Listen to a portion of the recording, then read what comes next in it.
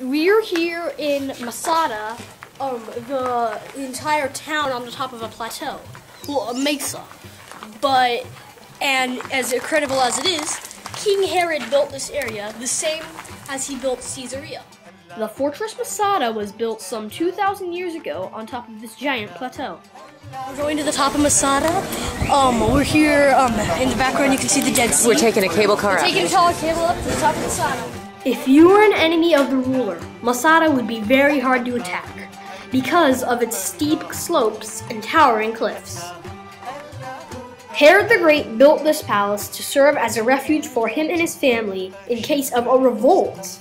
But it also served as his retreat, where he could get away from the city life of Jerusalem.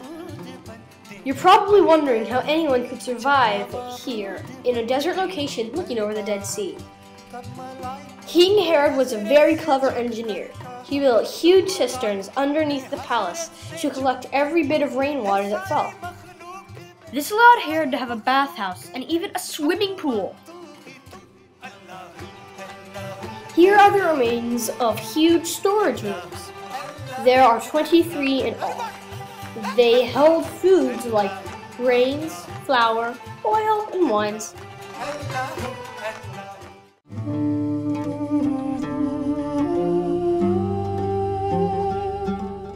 Herod made Masada famous by his elaborate palace, but years later, after his death, Masada became known for a story of war and death.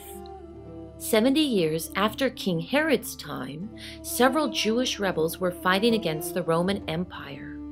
In 66 CE, a group of these rebels stormed Masada and took control. About 1,000 men, women, and children made Masada their home. But in 72 CE, thousands of Roman soldiers were sent to take it back. The Romans first built a wall around the base of the mountain to stop anyone from escaping. Then they built a ramp up to an entrance. As the Romans built the ramp, the Jews saw they were doomed. They did not want the Romans to control their fate, killing them or making them slaves. In 73 CE, when the Romans entered the fort, they discovered all the Jewish people had committed suicide. And down there you see the giant lump of dirt that's slanted? That is the mound that the Romans used to get up to Masada.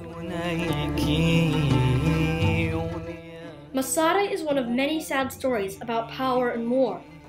It is important that we learn from this so we can live in peace.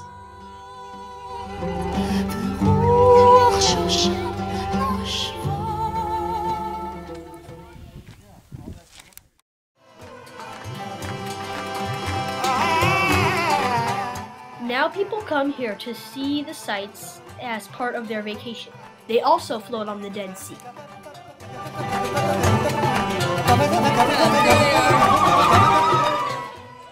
The day we came, there was a group of teenage girls.